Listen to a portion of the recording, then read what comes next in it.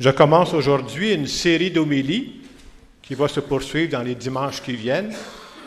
Une série d'homélies que j'ai donnée pour titre « Connexion entre la tête et le cœur ». Dans la vie, on a constamment à prendre des décisions. Je vous parle surtout de décisions importantes, là, pas des détails. Les gens se disent à un moment donné, est-ce que je suis rendu à l'étape de déménager? Est-ce que je continue d'entretenir certaines amitiés? Je ne peux pas être partout. Mes finances. Pour beaucoup de gens, c'est tout un sujet, les finances.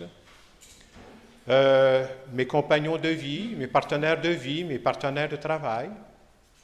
Et quand on a à prendre des décisions comme celle-là, c'est normal que la tête puis le cœur travaillent ensemble. Est-ce que c'est évident? Non. Mais il y a une chose qui est sûre. Quand la tête et le cœur sont alignés dans la même direction, c'est dans ces moments-là qu'on prend les meilleures décisions. Ça, c'est hors de tout doute.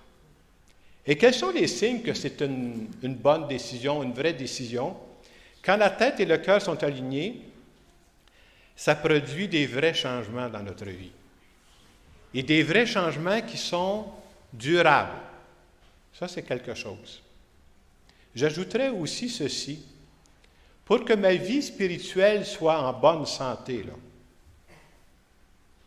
il faut que ma tête et mon cœur soient alignés dans la même direction. Ça, c'est très important. Alors, je vais vous montrer un peu comment ça rebondit à travers la parole de Dieu qu'on a en fin de semaine. Je commence d'abord par l'Évangile, où Jésus se promène avec ses disciples et leur pose deux questions. Il va dire, au dire des gens, qui suis-je? Puis là, les disciples, ils donnent ce qu'ils ont entendu, ils sont promenés, ils ont dit, il y en a qui disent que c'est Jean-Baptiste qui est revenu. D'autres, ils disent que c'est le prophète Élie qui est revenu, ou un autre prophète. Moi, ce qui me frappe dans leur réponse, c'est que ces gens-là sont mêlés. Ils sont mêlés, puis je les comprends. C'est pas évident, là, qui est Jésus? Ils ont beau vivre à côté de lui, ils voyaient un homme, là, de penser à l'autre dimension qui se cache. Il y a une dimension mystérieuse, soyons honnêtes, là. C'est mystérieux, cette affaire-là. Et je pensais, si je faisais la même chose aujourd'hui, je vais aller faire un vox pop, je me disais, je peux aller au Maille-Montenac ou au promenade Saint-Bruno, là. Vous savez quel genre de réponse j'entendrais? Toutes sortes de patentes. Ils me disaient, tu crois encore à ça, ces affaires-là? C'est complètement passé date, là, voyons donc. C'est des histoires inventées, ça, cette affaire-là. Là. Et à travers les réponses qu'on me donnerait, ça montrerait un peu de notre temps. Il y a certaines personnes qui me diraient, ouais, j'ai entendu parler, je pense que c'est un gars qui est venu sur la planète il y a quelques années, puis il a fait du bien. C'est déjà pas pire d'être capable de dire ça. Mais qui, honnêtement, serait capable d'arriver à me dire, hey, tu sais, là, celui-là, c'est le Fils de Dieu qui est venu sur Terre. Il faudrait que je traîne pas mal aux galeries, d'après moi, là.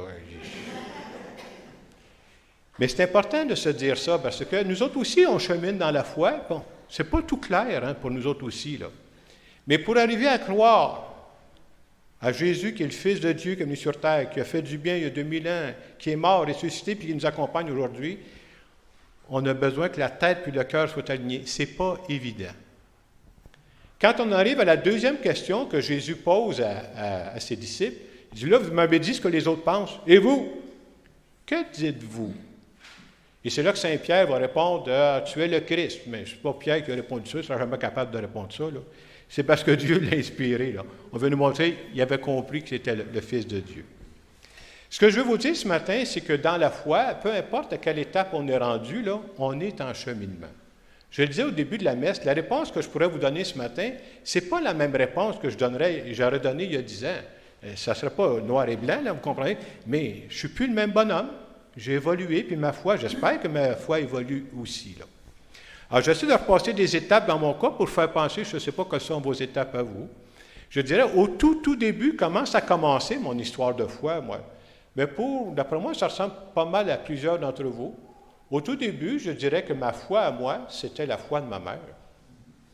Qu'est-ce que je vous dis? Au tout début, je pense que la première personne, si mes souvenirs sont bons, ça fait quand même quelques années, mais au tout début, je pense que la première qui m'en a parlé, c'est ma mère. Ma mère, elle m'a parlé qu'il y avait un Dieu qui existait. Elle m'a parlé qu'il y avait un Dieu qui m'aimait, puis qui s'intéressait à moi. C'est déjà pas mal, hein? J'ai été chanceux, parce qu'il y en a qui se sont fait présenter un Dieu de peur. Moi, je n'ai pas eu ça dans ma vie. Donc, vous comprendrez qu'au début, Comme j'avais confiance en ma mère, quand tu es jeune, des fois ça change en cours de route, mais quand tu es jeune, tu prends tout ce que ta mère te dit, bien, j'ai fait confiance que le Dieu que me présentait était vrai. Vous comprendrez qu'au début, ma tête n'était pas impliquée pantoute, là. Ma mère le dit, je le fais. Avec le temps, bien, j'ai avancé. J'ai rencontré des éducateurs qui m'ont parlé de Jésus-Christ, qui m'ont sensibilisé à ça. J'ai appris un peu sur sa vie. Après ça, quand je suis devenu adulte, bien, j'ai suivi des sessions bibliques.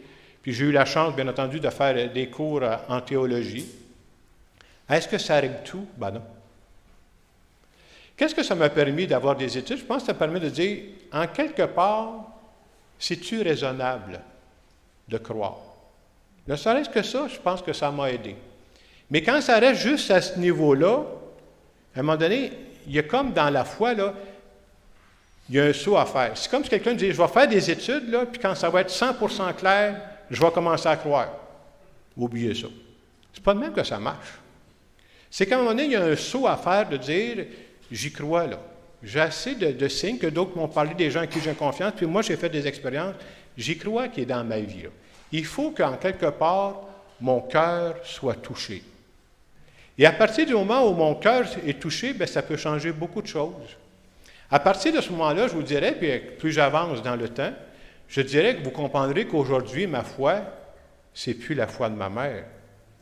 Et puis là, ma mère. Ma foi, ce n'est pas la foi de ceux qui m'en ont parlé. Il y a une gang qui ne sont plus là. La différence, c'est qu'aujourd'hui, ma foi, c'est moi. Il n'y a pas personne qui peut m'obliger à ça, là. J'ai choisi de sauter, moi, là. J'ai choisi de sauter dans la foi. Et ça fait quoi, le fait que j'ai choisi de faire confiance? Mais ça a changé certaines décisions de ma vie, et c'est en train, présentement, de changer certaines décisions de ma vie. Alors, vous comprenez, là? Entre autres, qu'est-ce que ça a changé? Je le disais au début de la messe, pour moi, ce que ça a changé surtout, c'est qu'avant, je vous dirais, puis je ne peux pas vous dire quand est-ce que ça change, là, mais avant, je dirais que Dieu, il était dans un des départements de ma vie. Ou si vous voulez, si je compare ça à un grand bureau, il était dans un des tiroirs. Mais aujourd'hui, il fait partie de tous les tiroirs. C'est-à-dire, dans n'importe quel aspect de ma vie, il est là. Moi, c'est à ça que je crois. Et ça me fait avancer. Mais comme je dis, j'ai un saut à faire dans la foi, là, moi aussi, là. Je vous parle de ça, puis je trouve qu'il y a quelqu'un dans les lectures d'aujourd'hui qui va en parler en d'autres mots, mais qui est très direct aussi. C'est la deuxième lecture qui était de Saint Jacques. Saint Jacques, c'est mon patron, mais des fois, je trouve qu'il est raide dans « s'il vous plaît », mais je pense qu'il s'il parle comme ça, c'est parce qu'il veut nous provoquer. Qu'est-ce qu'il dit, Saint Jacques? Quelqu'un qui prétend avoir la foi sans la mettre en œuvre, il va dire, à quoi ça sert? À quoi cela sert-il? Hey, il nous provoque, hein? J'essaie de traduire ça pour nous autres aujourd'hui. Quelqu'un qui me disait, « Bien, Jacques, moi, quand je me lève le matin, je fais une petite prière, puis c'est-tu bon? » Ben oui. Mais le reste de la journée, là, je n'ai plus le temps de penser à ça, là, je suis occupé. Je ne fais jamais référence à ça. Bien, Saint Jacques, il dirait, à quoi ça sert? À quoi cela sert-il? On va dire, bien, moi, je viens à la messe, je suis venu à la messe le matin, là, ça nous fait du bien, on est ensemble, on prie, là. Mais après ça, le reste de la semaine, là, je change de département, je ne pense plus jamais à ça, ça n'influence rien dans ma vie. Saint Jacques dirait, bien, à quoi cela sert-il? Qu'est-ce qu'il est en train de nous dire, finalement, Saint Jacques? Il nous brusque un peu, là. Personne ne vit ça parfaitement, là, soyons honnêtes, moi non plus. Mais Saint Jacques est en train de nous dire, si le cœur n'est pas engagé quelque part, là, ma foi va demeurer une notion théorique. Un peu comme moi, j'ai un bac en maths. Si vous voulez, je vais vous expliquer le théorème de Pythagore. Le cœur n'est pas beaucoup touché dans le théorème de Pythagore. Je peux vous annoncer. Bon, je ne ferai pas ça ce matin, là. Autrement dit, mais quand la tête et le cœur sont touchés, ça peut faire des changements importants dans ma vie. Qu'est-ce que ça peut changer quand les deux sont touchés? À certains moments de ma vie, on ne rit pas ça à 100%, mais à certains moments de ma vie, ça va changer ma façon de parler. Et même dans certains cas, ça va m'amener à me taire. Des fois, c'est une sagesse de se taire dans certaines circonstances. Hein. À certains moments de ma vie, ça va me faire poser des gestes que je n'aurais jamais fait si ce n'était pas de ma foi. Parce que j'aurais pensé à petit moi, puis là, je me rends compte, il y a peut-être des gens qui ont besoin. Puis à certains moments de ma vie, ça vient changer mes décisions. Moi, il y a des décisions que j'ai prises dans le passé. D'abord, je ne serai pas ici si ça ne va pas influencer ma vie. Là. Mais je suis en train de prendre des décisions présentement, parce que je pense qu'il me reste quelques années à vivre. Là. Et ça, c'est ma foi. Sinon, je ne ferais pas ça présentement. C'est bon de penser à ça. Juste la tête, ça ne marche pas. Juste le cœur, ça ne marche pas. Pourquoi je vous dis ça? Ça prend aussi la tête. Des fois, les gens restent surpris. Ah, mais c'est une histoire d'amour, c'est une histoire de cœur. Oui, mais ça prend la tête. Je vais vous dire pourquoi ça prend la tête. Moi, je vais vous le dire parce que présentement, dans notre monde, là, il y a des courants spirituels, je m'excuse, mais qui sont flyés pas à peu près. Je vous mets au défi, là, d'aller dans n'importe quelle librairie, choisissez-la votre librairie, puis s'il y a un secteur spiritualité, regardez ce qu'il y a là-dedans. Moi, je peux vous dire, il y a 90% des choses qui sont là-dedans, j'y crois pas, là. Moi, j'ai choisi de m'appuyer sur la spiritualité chrétienne. Pourquoi? Bien, je trouve qu'il y a toute une expérience de vie là-dedans, et je trouve que ça s'appuie sur une théologie qui avance. Puis une théologie qui nous aide à dire, mais comment ça peut s'appliquer pour nous autres aujourd'hui, en 2024? Moi, je vais être un chrétien 2024, là. C'est là que je vis présentement. Et je trouve que ça peut nous aider, tout simplement. Et ça montre aussi qu'à ce moment-là, ben, on va plus loin. Saint Jacques va dire, bien, si ma foi ne se traduit pas en œuvre, il va même dire, il dit, ma foi est morte. C'est important de savoir ça. Il faut que ma foi transparaisse à travers ma vie.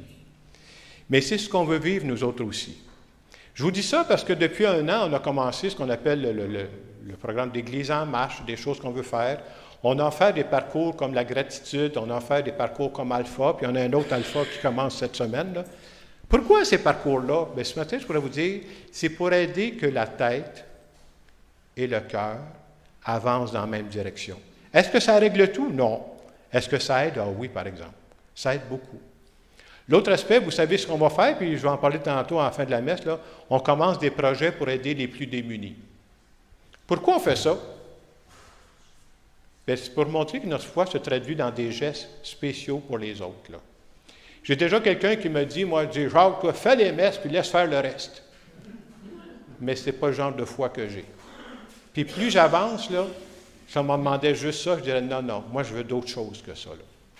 Pourquoi on fait ces gestes-là pour aider les démunis?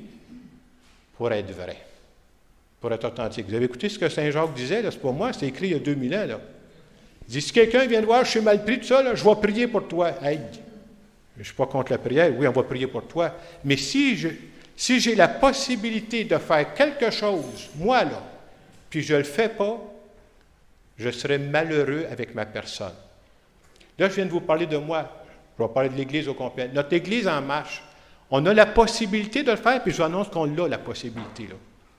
Si on ne le faisait pas, je serais extrêmement déçu. Mais la bonne nouvelle, c'est qu'on va le faire.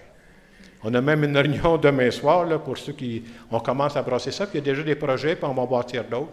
Pour moi, ça montre qu'on est sérieux dans notre foi. Oui, c'est important de prier ensemble. Oui, c'est important de vivre des messes ensemble. Oui, c'est important de prendre soin de notre monde. Ça, c'est les organes, puis même de notre famille, de nos amis, mais spécialement des gens qui sont plus mal pris. Alors, ce matin, à travers cette célébration, moi, c'est ce que je veux dire à Dieu. J'aimerais que ma foi se traduise de plus en plus dans des gestes de bonté, dans des gestes de compassion pour les autres.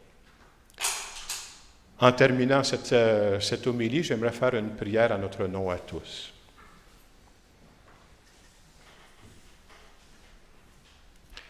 Seigneur Jésus, je veux te dire ce matin que je me présente devant toi avec ma tête et avec mon cœur. Tu sais que j'ai beau croire en toi, ce n'est pas tout clair dans ma tête, il m'en manque des bouts, mais j'accepte de sauter dans la foi pour te faire confiance. Viens m'aider à ce que ma foi se traduise dans des paroles et des gestes de bonté, parce que c'est comme ça que je veux passer le reste de ma vie. Et je te dis merci de m'accompagner tous les jours. Amen. Dans les quelques secondes qui viennent, la question que je pensais ce matin, je vous dis, si je vous demandais qu'est-ce que votre foi vient changer, je ne vous parle pas de vos moments de prière. Souvent, quand on voit vos moments de prière à part, vos messes à part, le fait que je suis croyant, ça change quoi dans ma semaine? Je vous laisse quelques instants pour en parler avec Dieu.